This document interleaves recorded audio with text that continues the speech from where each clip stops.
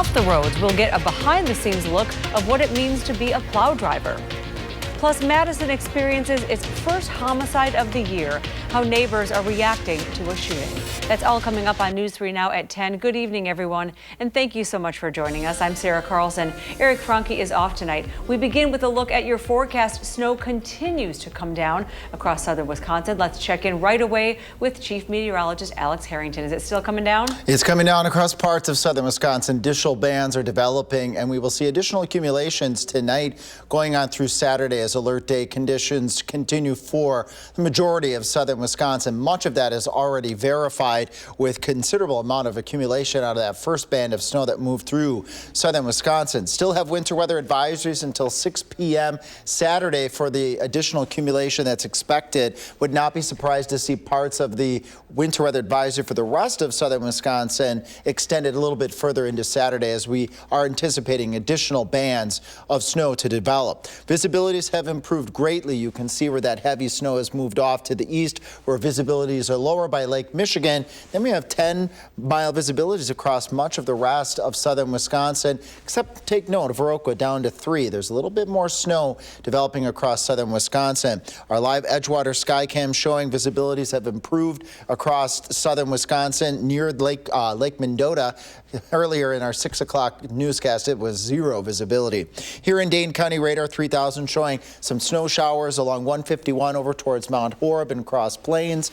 Dry right now, clear right now in the Madison metropolitan area. Here are those additional snow showers forming out towards Gaze Mills, Boscobel, Richland Center, Lone Rock, Hillsboro, just up near the Dells on 12 going north and west. And as I zoom on out just a little bit into the rest of southern Wisconsin, you see additional snow starting to pick back up again. This is the development of another band of snow, and that band extends out into Iowa, and this will be moving off towards the north and towards the east into southern Wisconsin. We've already had 3 to 5 inches of snow observed, additional 1 to 3 inches of snow expected Saturday going on into Sunday. We'll track that coming up in Maine weather using Future Track to give you a projection of when that snow will pick back up again and when we can expect it to end. And it is of the wet, heavy snow variety. Was just looking at the 511 map. There is a lot of snow-covered roads across southern Wisconsin. We're going to take things over live out in the elements right now to Tanasia Shaw.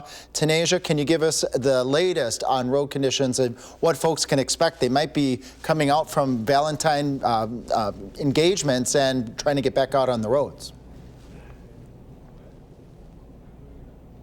Hey, Alex. Yes, I would say it's a lot of people on the roadways right now. I'm going eastbound on the Beltline, and a good news for anybody who's out. Well, kind of good news, relatively. Snow plows are out salting the roads, making sure that, we can have a safe commute home after, our plans are, like you're saying, whatever people are doing tonight.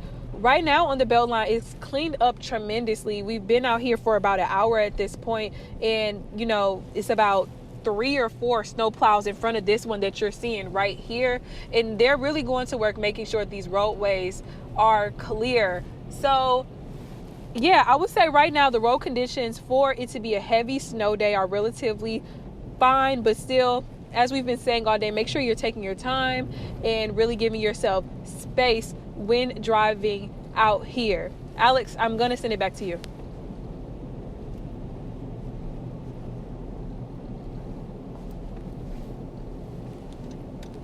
Tanasia. So we put folks out to answer some questions we're getting on social media as well. Why do we have folks out in the elements? That's our commitment here at Channel 3, is at times we have to put ourselves out into the elements so that we're able to provide you with those visuals of what's going on outside. It may make you alter your plans just by us showing you what's going on outside, in this case, weather-wise. Sarah? That's true. Thank you so much, Alex and Tanasia. We do appreciate it. Now, she isn't the only one getting a good look at the road conditions today. Our Maddie Heimsch joins us now with more on tonight's snowfall and an inside look into cleanup efforts on the roads. Hi, Maddie. Well, let's start with the conditions, Sarah. We are on the west side of Madison here, and it is not snowing anymore. The snow has stopped falling from the sky, at least where we are. I picked some up off the ground. Alex was saying it's wet and heavy snow. I would say this is pretty good snowball material, so I'm in a good mood because it's not all over me, but it's nice snowball material, so I'm excited about that. Like you were saying with the road conditions, Tanaja's out on the road. I got a different view from the road a little bit earlier today. I was in DeForest, and the Public Service Department, they let me take a ride along in one of their snow plows. Take a little look at what we got to do.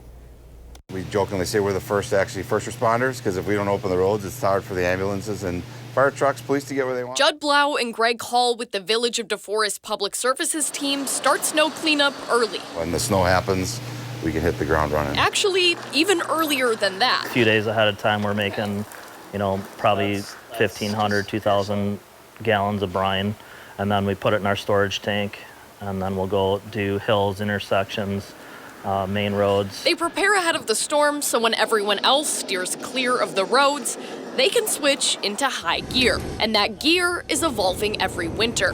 DeForest is one of the several cities working with Wisconsin Saltwise to be more efficient with their wintry treatments. We've started adding beet juice to our salt. We've started calibration testing on our trucks to bring that salt, reduce our salt levels. And it's been a good opportunity for us to be more environmentally conscious and also save a lot of money and be more efficient. So. They gave me an inside look at their routes. It would take us 4 times up and down this road to clear the road completely. Those routes look a little something like this, so that hopefully by morning, yours don't look like this. It's a team effort, so we'll go out and do some opening, but then we'll be back at it like 5 in the morning trying to get things opened up.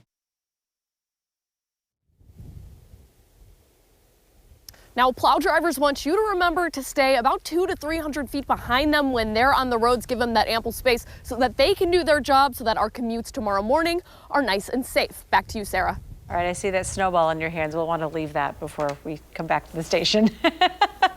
Thank you so much, Maddie, for being out there. And in much more serious news, one person is dead, another injured following a shooting on Madison's east side yesterday. Madison police officers responded to a shots fired call at the Meadows Apartments parking lot. There, they found an 18-year-old male with gunshot wounds. He later died from his injuries. Officers were then called to a local hospital after a 16-year-old male showed up with a gunshot wound to his leg. This is the first homicide of the year. After so much goes on, there's been 3 or 4 homicides in the area, and you get desensitized to it. Just wish things would change. Officers recovered a handgun from the scene but are still investigating, and police are asking anyone with information to please contact Madison area Crime Stoppers. A Cuba City man is dead after a head-on crash in Grant County.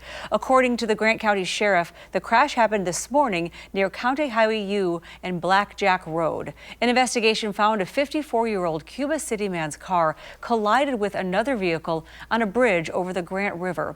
The 54-year-old has been identified as Craig Henderson.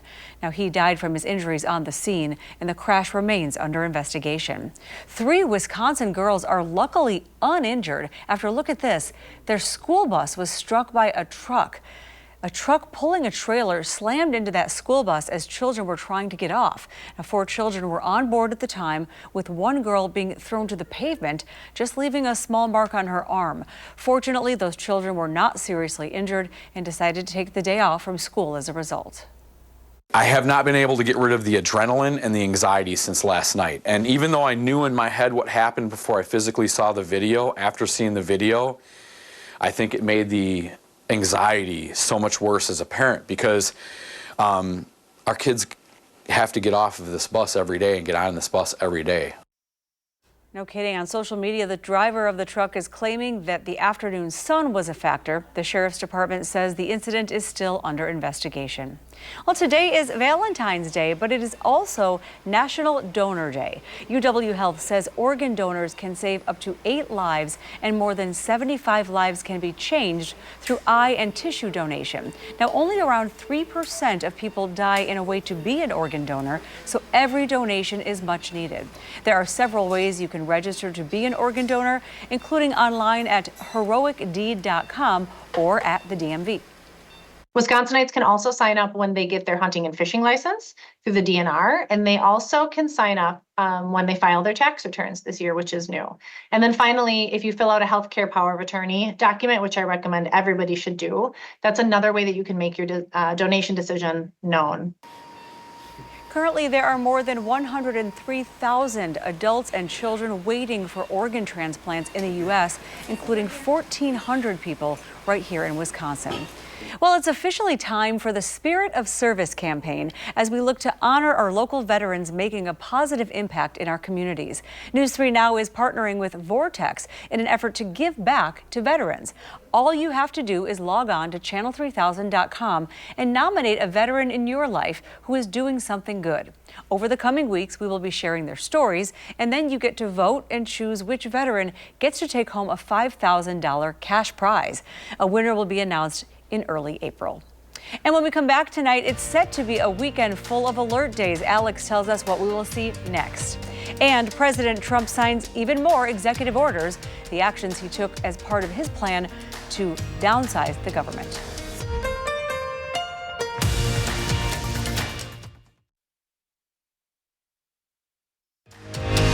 You're watching News 3 Now at 10. Welcome back, everyone. President Trump signed more executive orders and made some consequential announcements before leaving the White House for his home in Florida. Erica Brown has the breakdown from Washington. This is a very big bill. From the Oval Office, President Trump reiterated one of his top priorities. We want to downsize government, but make it better. Friday, more federal workers were notified of layoffs, including more than 400 employees with the Department of Homeland Security and nearly 1,300 employees at the Centers for Disease Control and Prevention, about 1/10 of the agency's workforce. The Department of Health and Human Services is bracing for cuts to nearly all of their 5,200 probationary employees. The efforts to dramatically shrink the federal workforce sparked protests in Boston and D.C. That solves that problem. The president also signed an executive order that cuts federal funding for schools that require COVID vaccines, although no states have mandates currently in effect. In the Oval Office, President Trump also discussed his plans to impose a new auto tariff on U.S. trade partners beginning in April. This comes in addition to the reciprocal tariffs proposed Thursday that would raise U.S. import taxes to match those levied by other countries. The tariffs are going to save a lot of industries. But many economists say tariffs will be an indirect tax on American consumers. This will send shockwaves to the world economy, and that's before you price in the fact that other countries will feel need to retaliate. Vice President Vance and Ukrainian President Zelensky met in Munich at a security conference Friday as President Trump pushed a peace deal to end Russia's war with Ukraine. The vice president also denounced European leaders' stance on free speech. In Britain and across Europe, free speech, I fear, is in retreat. Germany's defense minister said Vance's comments comparing Europe with authoritarian regimes were unacceptable. Erica Brown, CBS News, Washington. Also, the Trump administration has blocked the Associated Press from traveling on Air Force One and covering today's event in the Oval Office. This is part of an ongoing dispute where the news organization says it will continue to use Gulf of Mexico in reporting rather than Gulf of America. Mid-air crash outside of Washington, D.C. say that equipment failure could be to blame for the crash. Today, the National Transportation Safety Board said the on-scene portion of that investigation has wrapped up. The agency also says there may have been a miscommunication that prevented the helicopter from hearing the message to air traffic control to pass behind the airplane. The portion of the transmission that stated "pass behind the" may not have been received by the Black Hawk crew. Transmission was stepped on by a 0.8-second mic key from the Black Hawk. The Black Hawk was keying the mic to communicate with ATC. The NTSB says it will move the wreckage to a secure location in the next week and continue the investigation. Well, it's time to sing Snow, Snow, Snow. It won't be long before we'll all be there with snow, right? Those lyrics pretty much sum up our weekend forecast, Alex. I'm thinking of the song Snow from the movie White Christmas when it wasn't snowing, and we haven't had much snow over the course of the past 2 months, and here we go. We've had 2 snow events that have verified in just a couple of days, and we've got more snow on the way. We verified 3 to 5 inches this evening. That's been observed. At the end of the newscast, I'll show you some of those totals. Additional 1 to 3 inches of snow expected into into Sunday. And this is that wet, heavy snow that Maddie was showing out there. So this is, well, good snow people making weather, at least for a little while, because temperatures are going to eventually be cooling on down. That will turn that snow into that fluffy variety again. Winter weather advisories in effect till Saturday at 6 p.m. for additional snow that's expected to come out of Iowa. Winter weather advisory for the rest of the WISC viewing area until 6 a.m. Saturday. Still conversations with the National Weather Service about potentially extending this winter weather advisory for the rest of southern Wisconsin, or portions rather, into Saturday in anticipation for additional snow.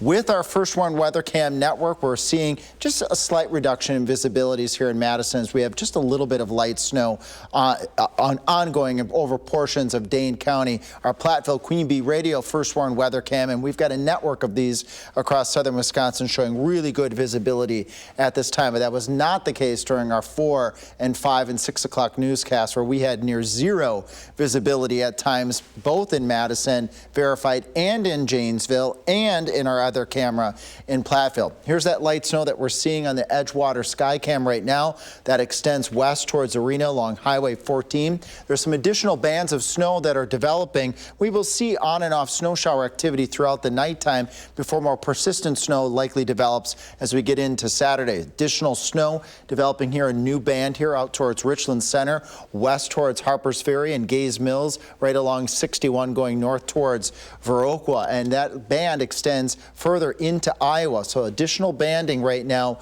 of snow occurring across southern Wisconsin. We'll see more snow develop in Iowa and then progress over towards the north and towards the east as we get into Saturday, which we see very well here on Future Track.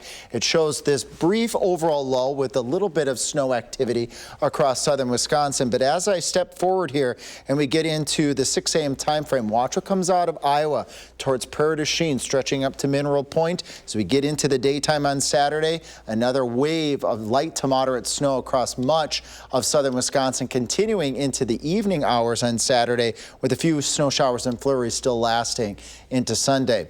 Total snow accumulations again during this period, as a recap, 1 to 3 more inches expected Saturday going on into Sunday, on top of what we've already received here in southern Wisconsin. Overall amounts 3 to 6 inches Madison, and points to the south less amount of snow in northern Illinois. The greater amounts stretch from, let's say, Richland Center up to the Dells, Madison, and north here, and east towards Lake Michigan, where we're likely going to have in total 6 inches, some isolated 7-8 inch amounts. So it looks like our projection that we were first to show yesterday, putting that out there, looks like it's going to verify across southern Wisconsin. Then we turn to the third round of alert day conditions, Sunday through Tuesday. We may have to add Wednesday to this as well. Wind chills as cold as -30 to start Monday morning.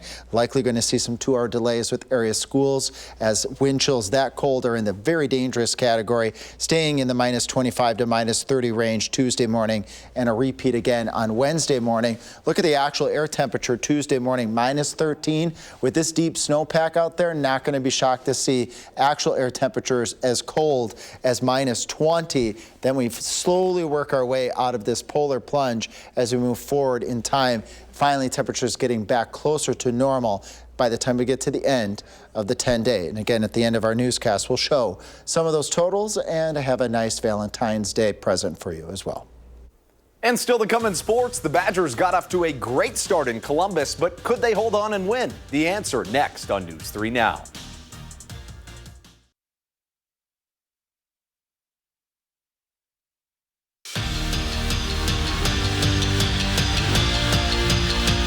It has been a tough 2 weeks for Wisconsin men's hockey. They head to Columbus as losers of 4 straight, and as if they needed any more motivation, they've lost 6 of their last 7 to Ohio State. That includes a Buckeyes sweep in Madison earlier this season, and the revenge tour, it started out to plan. Scoreless late in the first period, and Jack Horbach, are you kidding me? The junior from Naperville pulls up from the blue line and snipes it home. Take another look at that beauty. It'd give the Badgers a 1-0 lead after one, but after that, it was all Ohio State. They'd score 4 unanswered and take game 1 by a final score of 4-1.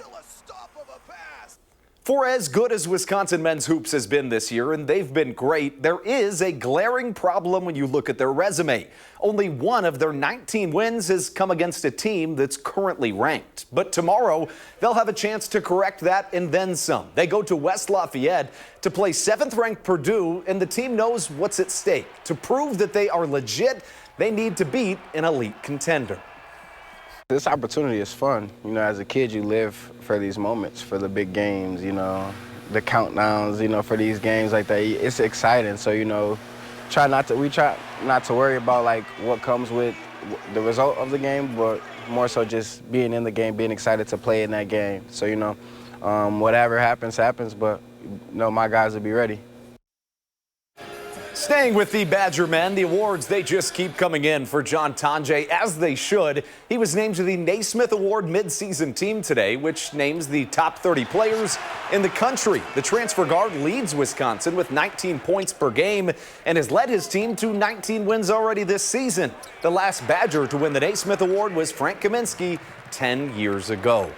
And this is your warning to grab the tissues. Chris Middleton put out his first statement today since being traded last week. After 12 years in Milwaukee, the NBA champion and franchise's all-time leader in three-pointers made issued a farewell, saying in part, "Milwaukee helped shape me into the person and player that I am today," adding, "Milwaukee will always hold a special place in my heart. This is not goodbye, it's thank you." We'll be right back.